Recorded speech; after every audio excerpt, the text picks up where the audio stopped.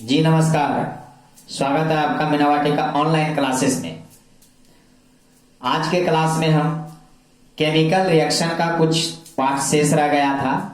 पिछले क्लास में हम लोगों ने डिस्प्लेसमेंट रिएक्शन पढ़ा था, उसमें सिंगल, डबल, डीकम्पोजिशन रिएक्शन है ना, कंपोजिशन रिएक्शन, ये सारा चीज पिछले क्लास में हम लोगों ने स्टडी किया था। आज के क्लास में केमिकल रिएक्शन नहीं पढ़ेंगे, लेकिन उसमें से टाइप्स ऑफ केमिकल रिएक्शन में कुछ केमिकल रिएक्शन रह गए थे, उनकी स्टडी आज करेंगे। जैसे आज था रीअरेंजमेंट रिएक्शन स्टडी करेंगे विस्तार से। साथ ही साथ आपका रिवर्सिबल रिएक्शन, इरिवर्सिबल रिएक्शन क्या होता है, नहीं, फोटोकेमिकल रिएक्शन क्या होता है, इंडोथर्मिक रिएक्शन क्या होता है, एक्सोथर्मिक रिएक्शन क्या होता है, ऑक्सीडेशन रिएक्शन क्या होता है ना, रिडक्शन रिएक्शन क्या होता है, साथ ही साथ रेडॉक्स रिएक्शन क्या होता है। इन सब चीजों की चर्चा आज के क्लास में हम करने वाले हैं। तो चलिए इस तरह से हम सब समझेंगे, इस तरह से समझेंगे कि इसे समझ लेने के बाद फिर एक भी क्वेश्चन आपसे ये मिस्टेक से भी मिस नहीं पड़े होगा, बशर्ते कि आपको यह क्लास शुरू से अंत तक देखना होगा। तो चलिए समझते हैं। सबसे पहला है, हम समझते हैं रीअरेंजमेंट रिएक्शन क्या है। रीअरेंजमेंट रिएक्शन आज का, पिछले क्लास जिसने नहीं देखा है उसको देख लीजिएगा, उसमें भी बहुत सारे रिएक्शन की चर्चा की गई है, उनसे भी क्वेश्चन एग्जाम्स में बनता है। आज का क्लास जो मैं रिएक्शन का ले रहा हूं, आज के बाद रिएक्शन आपका सदा के लिए चला जाएगा। चलिए देखिए, तो मैं पढ़ रहा हूं पहले रीअरेंजमेंट रिएक्शन। रीअरेंजमेंट रिएक्शन ये क्या होता है? देखिए, पुनर्विन्यास अभिक्रिया, इसको हिंदी में बोलते हैं पुनर्विन्यास अभिक्रिया।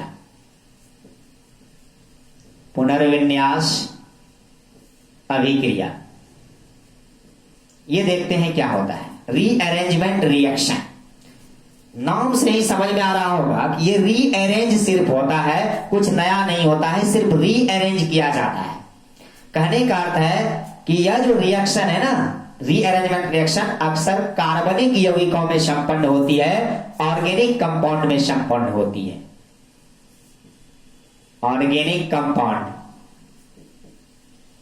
कहां संपन्न होती है? ऑर्गेनिक कंपाउंड में संपन्न होती है। कौन? रीअरेंजमेंट रिएक्शन, यानी पुनर्विन्यास अभिक्रिया मुख्यतः कार्बनिक यौगिकों में संपन्न होती है। कार्बनिक यौगिकों में कार्बन, उसके साथ कोई भी अन्य एलिमेंट, कोई भी अन्य तत्व, इन दोनों के बीच रासायनिक बंध की संरचना में परिवर्तन होता है। रासायनिक बंध की संरचना में परिवर्तन होता है, लेकिन उस तत्व के परमाणु की संख्या बराबर ही होती है। लेकिन क्या होती है? उस तत्व के परमाणु की संख्या बराबर होती है, लेकिन एटॉमिक स्ट्रक्चर यानी कि परमाणविक संरचना उसका जो है भिन्न भिन्न होती है। यह कहलाती है रीअरेंजमेंट रिएक्शन। क्या बोला मैंने क्या कहा कि जो कार्बन होगा और उसके अन्य तत्व होंगे, अन्य एलिमेंट होंगे, उनके तत्व के परमाणु की संख्या समान होगी। एटॉमिक नंबर, परमाणु संख्या क्या होगी? इक्वल होगी, है ना? क्या होगी? इक्वल होगी। साथ ही साथ एटॉमिक स्ट्रक्चर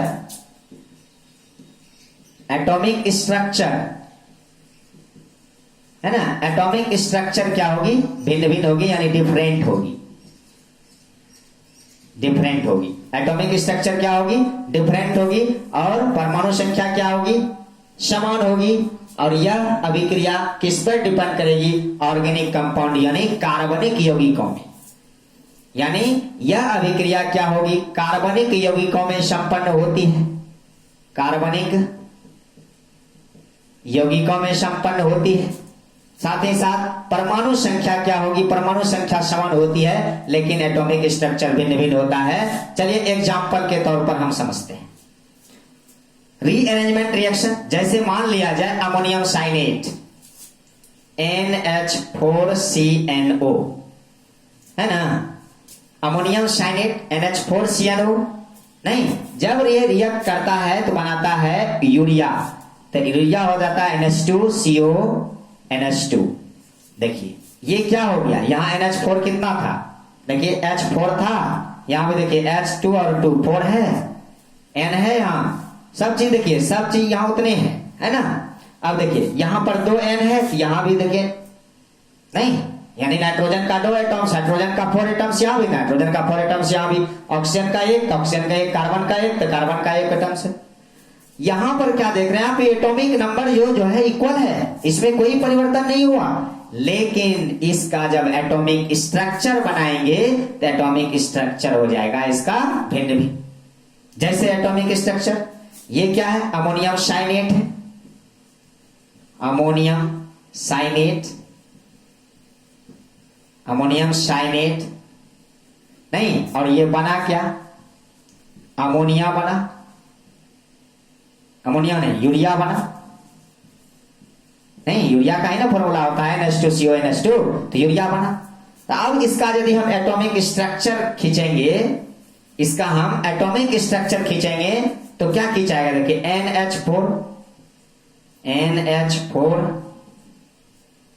NH4 होगा, ये हो जाएगा, प्लस ये बनेगा एटॉमिक स्ट्रक्चर, साथ ही साथ CNO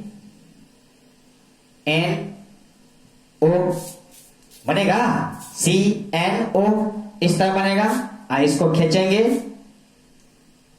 नेगेटिव आ जाएगा, यानी ये बन जाएगा अमोनियम साइनेट का स्ट्रक्चर।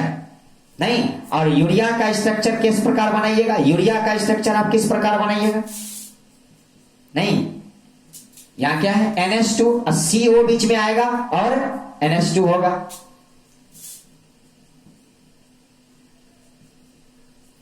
H2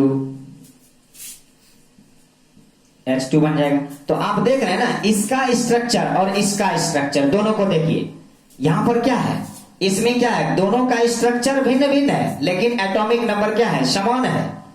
तो यही कह रहा था कि ये जो अभिक्रिया है, रीअरेंजमेंट अभिक्रिया है, पुनर्विन्यास अभिक्रिया क्या होती है, ऑर्गेनिक कंपाउंड में संपन्न होती है, साथ ही साथ इसकी परमाणु संख्या इक्वल होती है, और क्या एटॉमिक स्ट्रक्चर भिन्न भिन्न होता है, डिफरेंट होता है। जैसे अमोनियम साइनाइड से बनाए हम यूरिया, और यूरिया जब बनाए तो हम देख रहे हैं कि जितना 4 एटम्स ऑफ हाइड्रोजन यहाँ है, 1 atoms of nitrogen, 1 atoms of nitrogen 2 atoms हुआ, और यहाँ भी देखिए 1 atoms of nitrogen, 1 atoms of nitrogen, 1 atoms of carbon, 1 atoms of carbon. Clear है। ऑक्सीजन का भी देखिए 1 एटम और ऑक्सीजन का भी 1 एटम, यानी ये बराबर होगा, लेकिन इसका एटॉमिक स्ट्रक्चर क्या होगा, भिन्न भिन्न होगा। तब हम कहेंगे कि अब पुनर्विन्यास अभिक्रिया होगा। क्या होगा, पुनर्विन्यास अभिक्रिया होगा। क्लियर है, समझे, जरूर यस सब लिखिएगा, एकदम समझे या नहीं, यस नो बिल्कुल लिखिएगा। चलिए हम दूसरा देखते हैं, रिवर्सिबल रिएक्शन क्या होता है। रिवर्सिबल रिएक्शन को हिंदी में उत्क्रमणीय अभिक्रिया कहते हैं। रिवर्सिबल रिएक्शन है ना, उत्क्रमणीय अभिक्रिया, उत्क्रमणीय अभिक्रिया है ना, उत्क्रमणीय अभिक्रिया नहीं, रिवर्सिबल रिएक्शन। ये क्या होता है, रिवर्सिबल का मतलब क्या, रिवर्स यानी उल्टा हो, जिसे उल्टा किया जा सके। नहीं, रिवर्सिबल का अर्थ क्या हुआ, जिसे उल्टाया जा सके, नहीं जिसे उल्टा किया जा सके, किया जा सके। एकदम बने रहिएगा मेरे साथ, बिल्कुल इजी तरीके से मैं बताऊंगा आपको।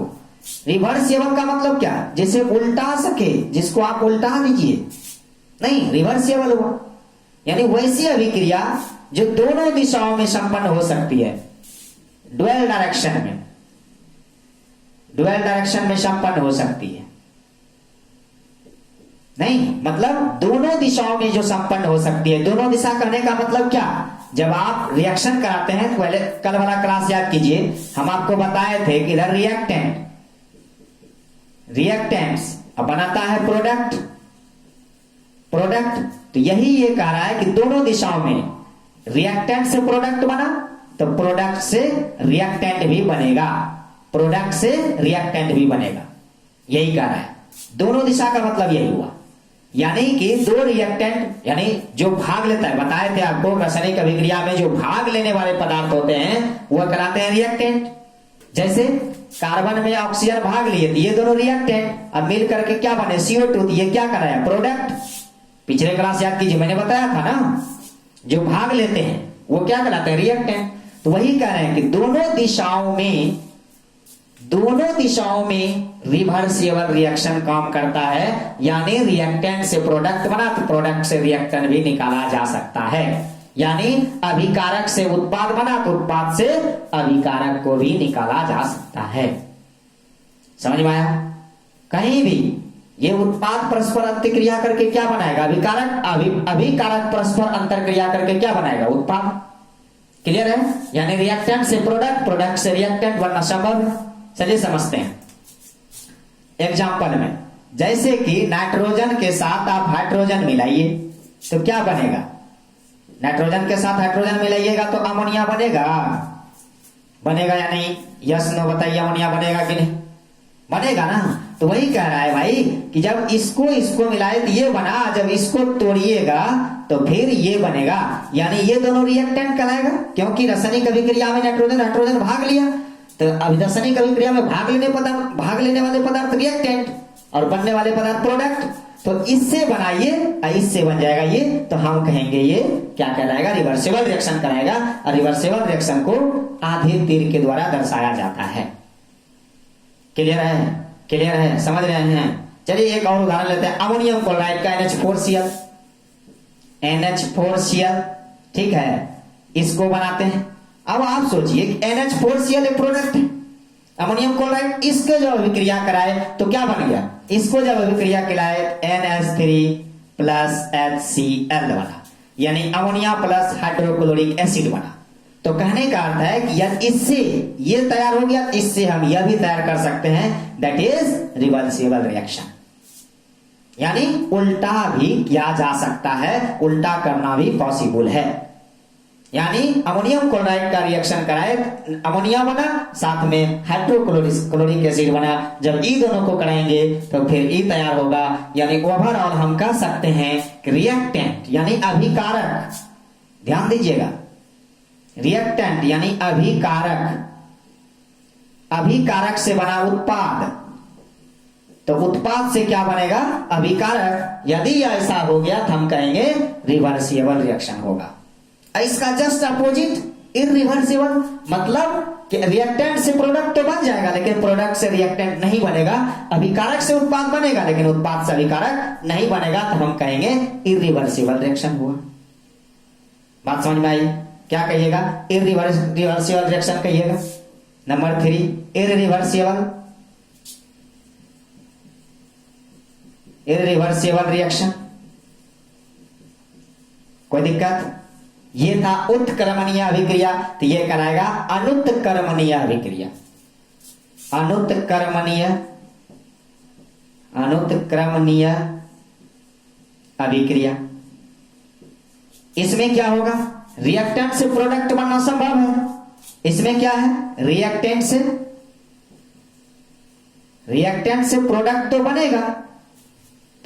बनेगा, लेकिन प्रोडक्ट से रिएक्टेंट नहीं बनेगा, यानी जिसे उल्टा नहीं किया जा सके। इसका अर्थ हो गया जिसे उल्टा नहीं किया जा सके, जिसे आप उल्टा नहीं सकते हैं। क्लियर है? तो वह क्या कहलाएगा, अनुत्क्रमणीय अभिक्रिया कहलाएगा, यानी वैसा केमिकल रिएक्शन, वैसी रासायनिक अभिक्रिया जो एक दिशा में हो, यानी यूनिडायरेक्शनल होता है।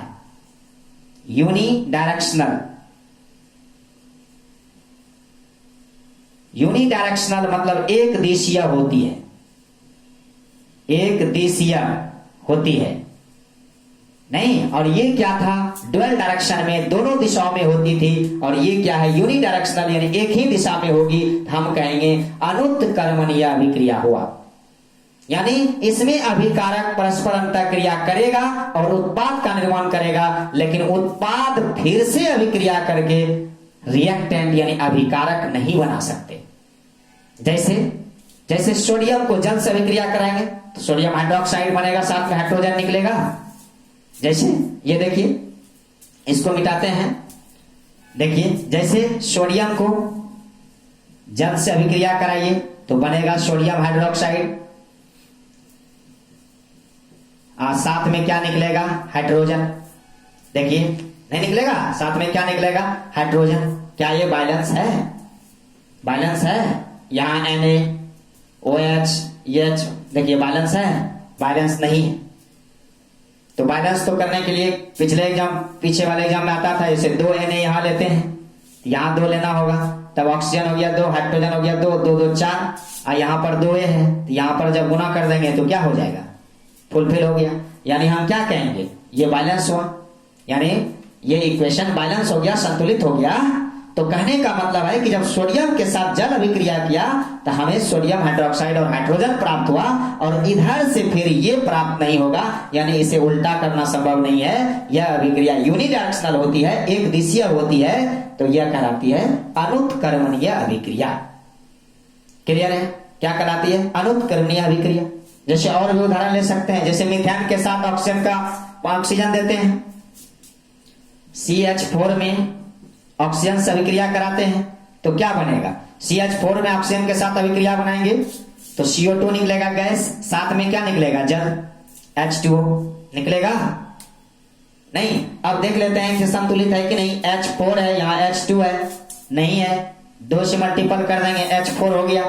क्लियर है? ऑक्सीजन कितना हो गया? यहाँ 2, और यहाँ कितना हो गया? 2 4 हो गया। यहाँ कितना करना पड़ेगा? यहां भी 2 से करना होगा, 2 दूनी 4 हो जाएगा, यानी ये बैलेंस हो गया। अब हम क्या देख रहे हैं भाई कि ये रिएक्टेंट से बना प्रोडक्ट, अब प्रोडक्ट से रिएक्टेंट नहीं आ सकता। क्यों नहीं आ सकता? क्योंकि यह इरिवर्सिबल है, इसे उल्टा करना संभव नहीं है। यह अभिक्रिया यूनिडायरेक्शनल होती है।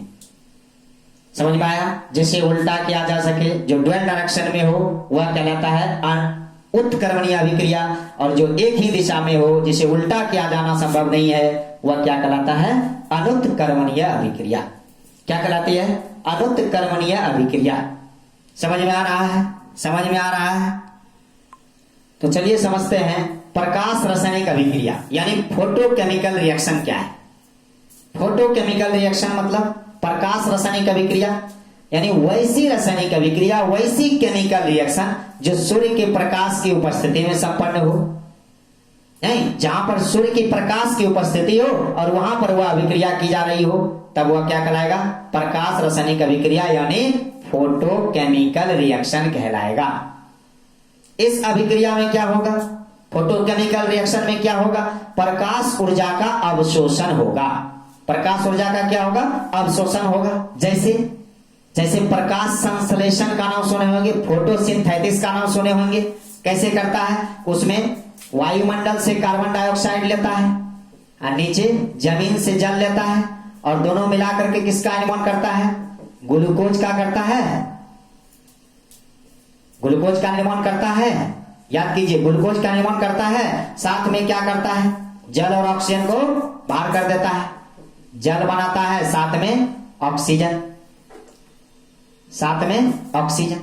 नहीं, तो कहने का मतलब है, अब इसे देख लेते हैं, बैलेंस करना पड़ेगा इसको।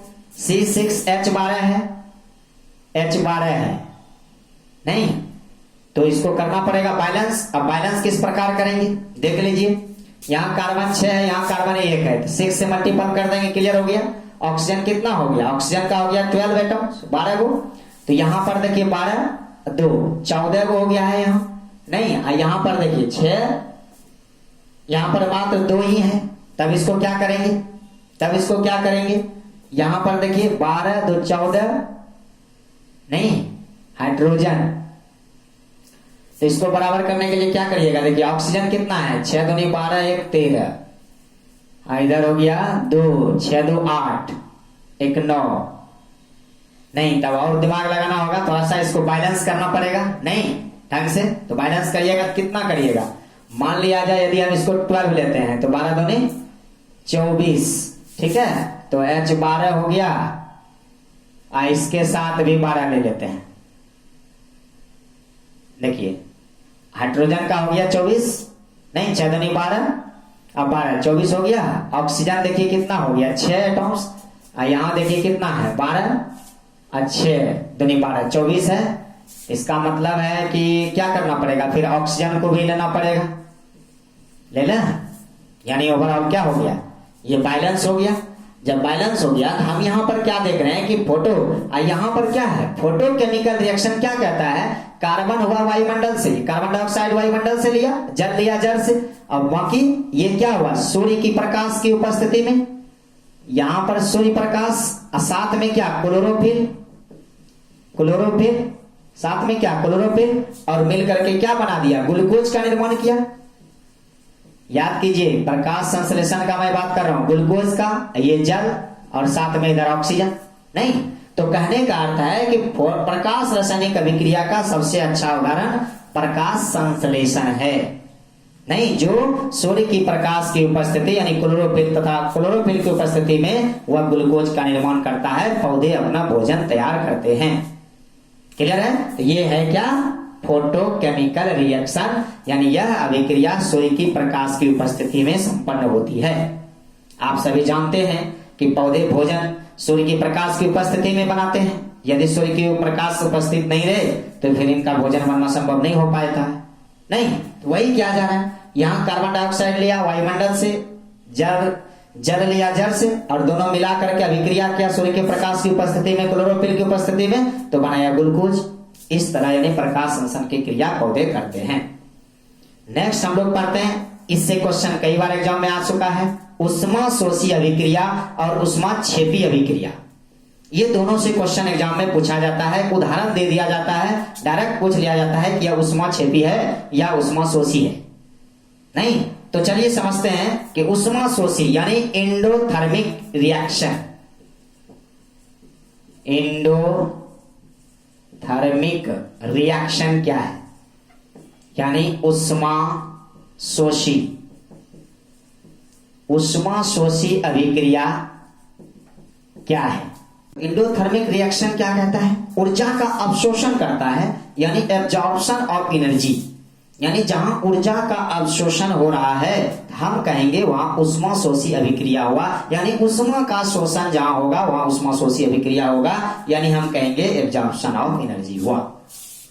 यानी वैसी अभिक्रिया नहीं जिसमें उष्मा का अवशोषण हो, ऊर्जा का अवशोषण हो, तो वह उष्मा शोषी अभिक्रिया होगा।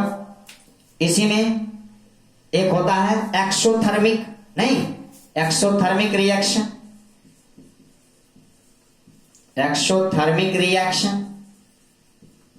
अब ये समझते हैं एक्सोथर्मिक रिएक्शन क्या है, यानी उष्मा क्षेपी अभिक्रिया क्या है, उष्मा क्षेपी अभिक्रिया क्या है ये देखते हैं। तो उष्मा क्षेपी अभिक्रिया क्या है, अर्थात उष्मा क्षेपी मतलब जहां ऊर्जा रिलीज हो, यानी एनर्जी का जहां रिलीज हो, जहां उष्मा मुक्त हो। क्लियर है? एनर्जी क्या हो, रिलीज हो,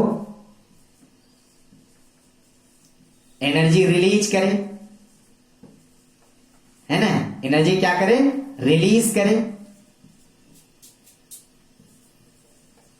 एनर्जी रिलीज करे यानी उष्मा मुक्त करे, उष्मा मुक्त करे, तब हम क्या कहेंगे, वैसी रासायनिक अभिक्रिया जहां उष्मा का मुक्त हो यानी उष्मा को रिलीज करे, तब हम कहेंगे उष्मा क्षेपी अभिक्रिया हुआ। अब क्वेश्चन जो एग्जाम में यहां आते हैं वह एग्जाम में आएगा, जैसे कहिएगा तो बर्फ का पिघलना कौन सी अभिक्रिया है, तो समझिए बर्फ का पिघलना यानी वहां पर क्या हो रहा है, बर्फ का पिघलना में क्या हो रहा है, वहां एब्जॉर्प्शन ऑफ एनर्जी, एनर्जी को एब्जॉर्ब किया जा रहा है। नहीं, तो जब एब्जॉर्ब किया जा रहेगा तो क्या होगा, एंडोथर्मिक होगा। ध्यान दीजिएगा, मैं एंडोथर्मिक और एक्सोथर्मिक रिएक्शन की बात कर रहा हूं, ठीक है, एक्सोथर्मिक और एंडोथर्मिक रिएक्शन। थोड़ी देर देखिएगा, इनसे क्वेश्चन मैंने कहा रहा हूं ना, लास्ट तक बने रहिएगा क्योंकि बहुत इंपॉर्टेंट चीज बताने वाले हैं आपको। एंडोथर्मिक और एक्सोथर्मिक रिएक्शन में जो क्वेश्चन आता है, कहेगा बर्फ का पिघलना किस अभिक्रिया का उदाहरण है, इसका है कि इसका है। तो बर्फ का पिघलना मतलब, बर्फ का पिघलने का मतलब है वहां पर क्या होगा, एब्जॉर्प्शन ऑफ एनर्जी होगा, इसीलिए हम कहेंगे यह एंडोथर्मिक रिएक्शन का उदाहरण है, बर्फ का पिघलना। नहीं, बर्फ का पिघलना याद रहेगा। दूसरा और क्या उदाहरण हो सकता है, जैसे जल का वाष्पीकरण, वहां भी एब्जॉर्प्शन ऑफ एनर्जी होती है, जल का वाष्पीकरण, जल का वाष्पीकरण, नहीं, यह भी इंडोथर्मिक में आएगा, यानी उष्मा शोषी अभिक्रिया होगा। क्यों? क्योंकि वहां उष्मा का शोषण किया जाता है। क्लियर है? और क्या हो सकता है? ठोस लवणों का पिघलना, कोई भी जब ठोस लवण पिघलता है, ठोस लवणों का पिघलना, यानी ये किसका उदाहरण है? ये इंडोथर्मिक रिएक्शन का उदाहरण है, यानी उष्मा शोषी अभिक्रिया का उदाहरण है। अब आप बात करते हैं एक्सोथर्मिक रिएक्शन, यानी उष्मा क्षेपी अभिक्रिया। जैसे दहन होना, याद कीजिए, दहन जैसे कोयला जलाना, कोयला का दहन, पेट्रोलियम का दहन, नहीं, किसका दहन? कोयला का दहन, पेट्रोलियम का दहन, साथ ही साथ किसका दहन? और भी बहुत सारा चीज, कास्ट का दहन। इस सब का जब आप दहन करते हैं तो क्या होता है? उष्मा रिलीज होती है। जब आप सोचिए, जब किसी चीज को आप जलाते हैं तो उससे उष्मा रिलीज नहीं होती है, वो उष्मा का अवशोषण थोड़ी ना करती है, उष्मा रिलीज होती है, उससे उष्मा निकलती है, उष्मा मुक्त होती है, ऊर्जा मुक्त होती है। इसलिए तो कहता है एनर्जी रिलीज होना, अर्थात जहां एनर्जी रिलीज होगा वहां एक्सोथर्मिक रिएक्शन यानी उष्मा क्षेपी अभिक्रिया होगा। यानी किसी भी पदार्थ का दहन, अर्थात जैसे कोयला का जलना, पेट्रोलियम का जलना, कास्ट का जलना, इससे ऊर्जा का रिलीज किया जाता है। इसी वजह से इसे हम उष्मा क्षेपी अभिक्रिया कहेंगे। जैसे लोहे में जंग लगना, लोहे में जंग लगना, लोहे में जंग लगना, यह भी किसका उदाहरण है? यही उष्माक्षेपी अभिक्रिया का उदाहरण है। नहीं, किसका अभिक्रिया है? उष्माक्षेपी अभिक्रिया का। जैसे कार्बन और ऑक्सीजन मिलाइए, बनेगा क्या? Carbon dioxide. यहां भी उष्मा रिलीज होगा, यानी कि कार्बन ऑक्सीजन मिलाएंगे तो बनेगा कार्बन डाइऑक्साइड। यानी यह भी अभिक्रिया किसका उदाहरण होगा? उष्माक्षेपी अभिक्रिया होगा। साथ ही साथ यदि कैल्शियम ऑक्साइड के साथ जल के साथ प्रतिक्रिया कराएंगे, कैल्शियम हाइड्रोक्साइड जो बनेगा, कैल्शियम ऑक्साइड के साथ, CaO के साथ, नहीं, कैल्शियम हाइड्रोक्साइड के साथ क्या? जब जल के साथ प्रतिक्रिया कराएंगे तो CaOH का होल 2 बनेगा, यानी कि कैल्शियम हाइड्रोक्साइड बनेगा। यह भी अभिक्रिया किसका उदाहरण है? तो उष्माक्षेपी अभिक्रिया का उदाहरण है। क्लियर है? यह भी किसकी अभिक्रिया होगा? उष्माक्षेपी अभिक्रिया का उदाहरण होगा। क्लियर है? नेक्स्ट हम पढ़ने वाले हैं, देखते हैं। नेक्स्ट है ऑक्सीडेशन रिएक्शन और रिडक्शन रिएक्शन, और साथ में रेडॉक्स अभिक्रिया क्या होता है, इसे देखते हैं।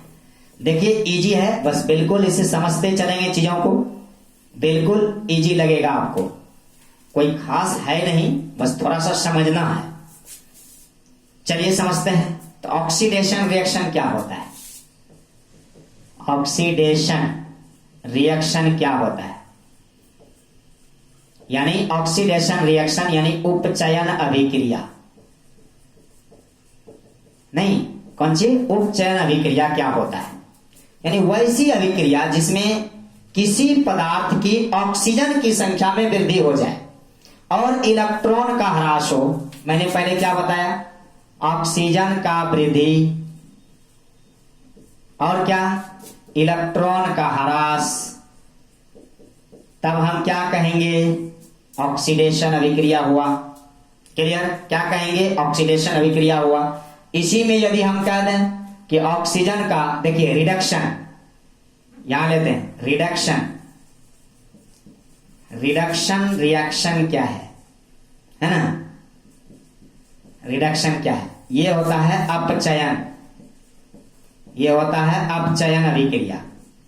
तो इसमें जस्ट इसका उल्टा होगा, यानी ऑक्सीजन की, है ना, कमी होगी, ऑक्सीजन की कमी होगी और इलेक्ट्रॉन की वृद्धि होगी, तब यहां क्या कहलाएगा? ये कहलाएगा रिडक्शन रिएक्शन यानी अपचयन अभिक्रिया कहलाएगा। और जब ये दोनों एक साथ हो जाए तब हम कहेंगे रेडॉक्स अभिक्रिया, यानी जहां ऑक्सीडेशन और रिडक्शन अभिक्रिया साथ साथ होती है उसे हम रेडॉक्स अभिक्रिया कहते हैं। क्लियर है? समझे? चीजों को समझे? चलिए समझते हैं। यदि इस दोनों को मिला देंगे, ध्यान दीजिएगा, यदि इस दोनों को मिला देंगे तब बन जाएगा रेडॉक्स रिएक्शन, यानी कि रेडॉक्स अभिक्रिया यानी उपचयन और अपचयन अभिक्रिया बन जाएगी। देखिए कैसे रेडॉक्स अभिक्रिया हो जाएगा, ध्यान से देखिएगा। रेडॉक्स अभिक्रिया, रेडॉक्स रिएक्शन, यानी इसके साथ मैंने क्या कहा कि जहां ये दोनों शामिल हो जाए, ये दोनों यदि शामिल हो गया तब ये रेडॉक्स रिएक्शन हो जाएगा। जब दोनों शामिल होगा तो जैसे क्या होगा, जैसे मान लिया जाए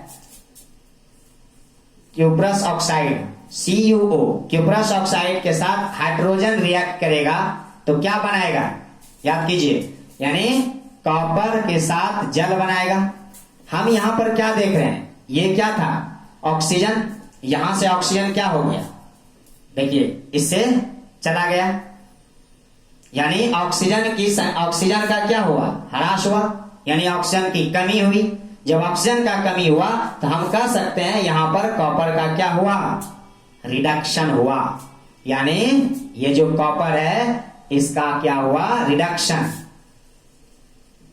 नहीं उपचयन हुआ ये। और यहां हाइड्रोजन से क्या हो गई, देखिए हाइड्रोजन में क्या हो गया, इलेक्ट्रॉन का ह्रास हुआ, ऑक्सीजन की वृद्धि हो गई। यहां ऑक्सीजन था नहीं, यहां ऑक्सीजन आ गया तो हम कहेंगे यहां पर हाइड्रोजन का क्या हुआ, ऑक्सीडेशन हुआ, हाइड्रोजन का ऑक्सीडेशन हुआ, ठीक है। और यहां पर कॉपर का क्या हुआ, रिडक्शन हुआ। यानी दोनों एक साथ हुई तो हम कहेंगे कि रेडॉक्स अभिक्रिया हुआ। क्लियर है, तो इतना याद रखिएगा, रिडक्शन अभिक्रिया यानी अपचयन अभिक्रिया में ऑक्सीजन की कमी, इलेक्ट्रॉन की वृद्धि, और ऑक्सीडेशन में उपचयन अभिक्रिया में ऑक्सीजन की वृद्धि और इलेक्ट्रॉन का ह्रास होता है। क्लियर है, तो ये था आपका रिएक्शन, है ना। दोनों क्लास जब देख लीजिएगा आप रिएक्शन को बड़ी भांति जो है डिफाइन कर पाइएगा, ठीक है। तो फिर मिलेंगे हम नए क्लास में नए अंदाज और नए विश्वास के साथ। तब तक के लिए जय हिंद, जय भारत।